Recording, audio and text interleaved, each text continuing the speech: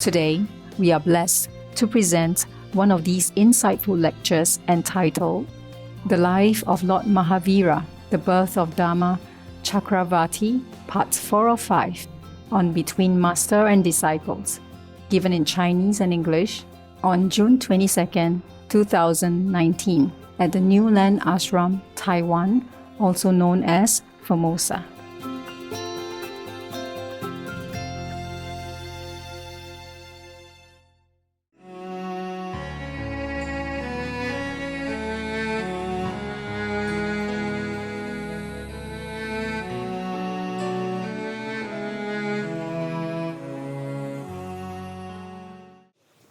Nowadays, in India, people still practice asceticism like that.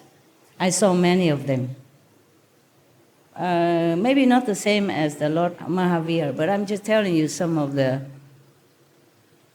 ascetic style that the monks in India practice, like the sitting on the nail bed, okay, without flinching, without moving. I think if you want to cure your problem, maybe you try that. Because it hurts so much, you will not be able to close your eyes or move, okay? The more you move, the more it hurts. And after a while, their mind is so strong that even the nails won't pinch their body, yeah? So strong, practice, yeah? But until then, I'm not sure how many holes they already have on their body, yeah. Just like in Taiwan or China or Asian, they practice Qigong, huh? And they can lay on top of broken glass and somebody even punch them on it and still nothing hurt them. The glass will fall off their skin just like some baby powder, yeah.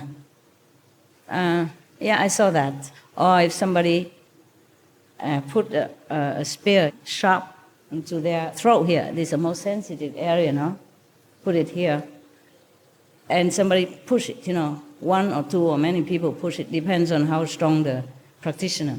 And the spear will bend, but their throat just have a little red color, a little bit red, like you scratching, that's all. Nothing happening to them. Yeah. That's practicing Qigong.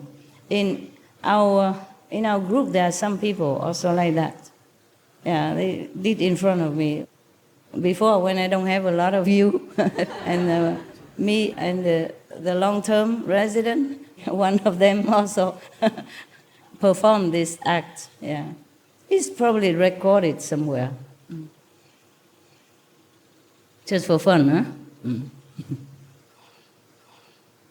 And I also show off sometimes, like I lay down very flat on the bed or just on the table. And I dare a big, strong boy come and lift me up if he can. Cannot. Long time ago. I don't test now. I'm not sure. Long time I don't do that.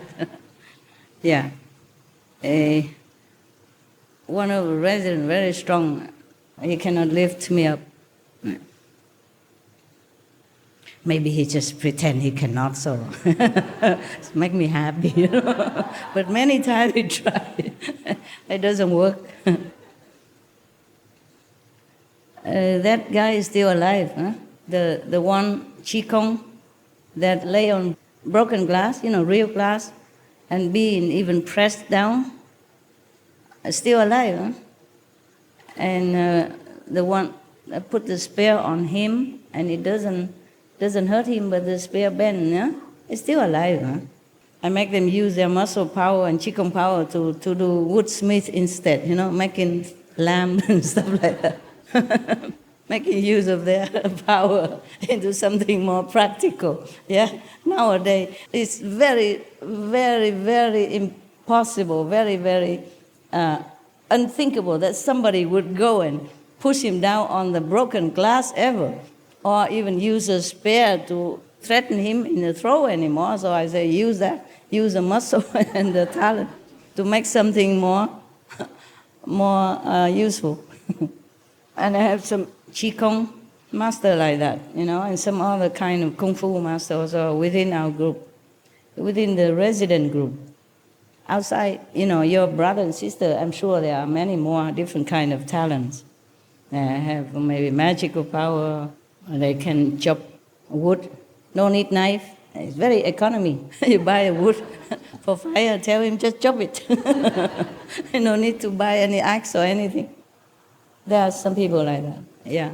And some of your brother, or at least one that I knew, can chop a small stone. Small stone is more difficult to chop, You chop the bricks, it's more easy. Yeah. Or not for me, of course, but more easy because it's bigger and it has more holes inside. Eh? But the small, compact stone from the riverbed, round and small like this, very difficult to break. Now, one of your brother could. Yeah.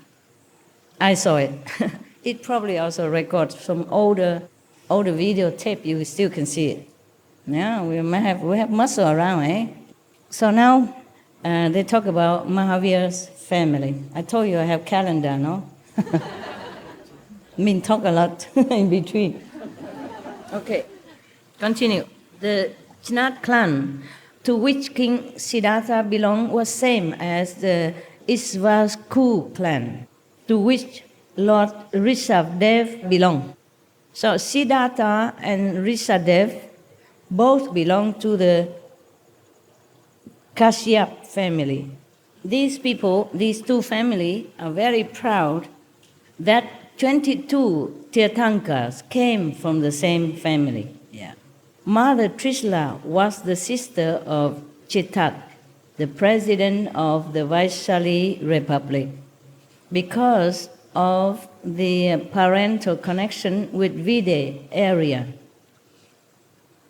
she was also known as Vidyahadatta Dina. Her third name was Priyakarini. Vatma's uncle, or King Siddhartha's younger brother, was Supashva. Siddhartha's eldest son was Nandivadan. Oh, don't ask me what's all this name mean. I just read it. Indian name, yeah? Probably some important personage. Nandivadan's wife was Jesatha. Vatiman also had a sister named Sudarshana. When and to whom Sudarshana was married is not mentioned anywhere. Probably not important. However, her son, Jamali, was a famous figure. Although surrounded by unlimited wealth and grandeur, Prince Vatiman's mind and attitude was completely detached and purified by the fire of discipline. It was like a lotus flower in the pond. The power and glory of the kingdom never attracted him. Even his marriage to Yashoda, daughter of Prince Samavir, was due to the affectionate persuasion and pressure by and from his parents. Arranged marriage, yeah. Yashoda gave birth to a daughter. Even though he was married, he was not really attached to all that. So there is a difference between having things and attached to it. Or not having things, but attached to it. So there were two different ways of attachment and two different ways of detachment. Like one time, there was one very great yogi who invited to a very rich person banquet, or maybe even royalty. And he just put everything in one dish, and he stirred it all up, stirred it all the time. And the host of the party was thinking, this man is so rude. He doesn't taste one by one, and normally if you're invited somewhere, you taste some and you say, oh, this is good and that's good, to please the host as well, as a manner, yeah. But he don't care, he put everything in and he keeps stirring it. He not even eat it. So the host, the lady host was very angry. He said, what kind of man this yogi? He's supposed to be very greatly enlightened, but he has no manner. Why does he keep doing that? He don't even enjoy our food. It's all delicacy. Prepare for him and other guests as well. But he just put them all together, like he has no manner and no knowledge of the high society, of the food and of the taste, and he has absolutely no etiquette, no politeness, yeah? He's very rude. So one of his maybe friend or similar yogi class explained to the host, say, if he doesn't do that, then he will be in samadhi. He will not even be awake to attend your party. Yeah. He has to occupy himself, do something. So he put all the food there, but doesn't mean that he want to eat them. Okay, he just do it. And like sometime some of your sister, or maybe some of you or anybody would criticize some former king, like he has many wives. But I explained to you already, it's a duty only. He does that as tradition for his country. Also to try to have as many princes and princesses as possible, help him run his kingdom when he's older, or to marry off somewhere else so that they will strengthen a relationship between his nation and the neighboring countries. And mostly, king, they don't even know who's going to be in his bed that night even. They just give him a lot of cards, and he just pick one. And whoever the name is written on it, then will be his company that night. He like it or not like. It's better he doesn't like any, because if he likes one, then other wives will be jealous. Because mostly these wives are from ministers and from neighboring country. So he cannot favor any of them above the rest. That will make his kingdom shaky, yeah, and endanger his nation. So that is a kind of detachment also, I think. He just fulfill his duty. Many stories we read in, for example, Chinese tradition or Vietnamese tradition. If a king favor one of his concubines, then there's always some war or some trouble afterward. And the king would die, and concubine die, or lost the kingdom. Yeah, you know, right? Chinese especially. So here it's explained that even the Lord Mahavira was married to one of the princess here, royal family members, but he's also not interested. If he's not interested in the whole kingdom, why would he be interested in one woman? Because if he became a king, he could have many women, many concubines. Therefore, even if he's married and he is not attached, then it's very, very easy for us to understand. Very easy. Just like Prince Siddhartha, Gautama, the Buddha, he has also many concubines. He has only one wife, but many concubines. Concubines means also wives. It's a different degree. Yeah. Mean he can choose any of them also. Yeah, they are in waiting, like wife in waiting. So he also married and even have a son also, but he also left afterward to be an ascetic. Yeah. And later, Lord Mahavira also will do the same. The story is very similar. It's very surprisingly similar. Also prince, and also rich and famous and wealth and intelligent and strong and handsome and even married and have a kid and still forsook everything just to go seek the truth in all possible hard way. Yeah. Okay, so he married this princess named Yashoda. Buddha, before he became Buddha, he married to Yashodhara. Sounds similar name, eh? Yes. It's Yashoda. And Yashoda gave birth to a daughter who was named Priyadarshana. Prince Jamali married Priyadarshana. They married each other. According to Akaran Sutra, 3 names of Vardaman became very famous. Vardaman, his parents gave this name, yeah?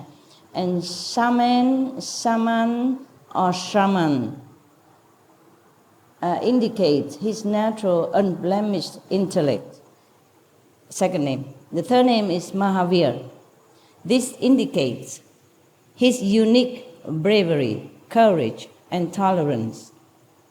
The gods gave him this name. The gods gave him this name. My name, Supreme Master, is not given by my parents. Also, heavens gave to me. And that name gave me a lot of trouble. Not that I really like to pin it on my chest. Everybody said, "What? Supreme Master? Who are you?" Who are you? Call yourself Supreme Master. They ask all the time. So one time, I say, "Yeah, why not? I'm the Supreme Master." What's wrong with that? Remember? Another of his names was Sanmati. Because of his purity of thought, he also became famous by his name, by this name. Yes. Other names of Lord Mahavir Swami found in canonical literature are as follows: Chanatputra, Vaishlik, Vir, Ativya, Antiya, Kashyap, etc. He has many names. I guess Buddha also has many names, meaning title. Yeah, he has many names, not because he wants many names, meaning titles. Yeah, the people call the Buddha World Honor One, Perfect Arhat, a Buddha, or a Great King also, like that. Detached from all mundane activities and desirous of becoming an ascetic, in order to pursue the spiritual goal, Mahavir was keeping the matter pending due to his earlier resolution. As long as my parents are alive, I shall not think of taking Diksha. You know what Diksha is? Vows to be monk, something like that. Yeah. So when Mahavir became 28 years old, his parents took the last vow of continual meditation without food. In India, in those times, maybe still now, the people who practice spiritual, they take many vows, yeah? Like, for example, in the Buddhist tradition, the monks and nuns take many vows, yeah, but at one time. And the lay people, sometimes they take 5 vows, only precepts, yeah? And other want to practice harder, they take like 8 vows, yeah? Or 10 vows, yeah? And etc., etc. And at that time, at the Mahavir time, there are the last vows that you can take. Meaning, when you're near your older age and you're near death or something that you know maybe you're going to leave the world soon, you take the last vow. The last vow is that you don't eat anything until you die. You just meditate, pray, no food, no drink. So the parents took their last vows when Mahavir was 28 years of age. And then they died. Before that, of course, they gradually purified their souls and left their mortal bodies with a serene mental state. After their death, Vardhaman told his elder brother, now the elder brother became King Nadivatan. He told his brother, the king, the successor of his father, Nadivatan, he told him that he wanted to become an ascetic. Not normal monk only, but ascetic monk is harsher, yeah, more disciplined, more determined, okay, to get the goal.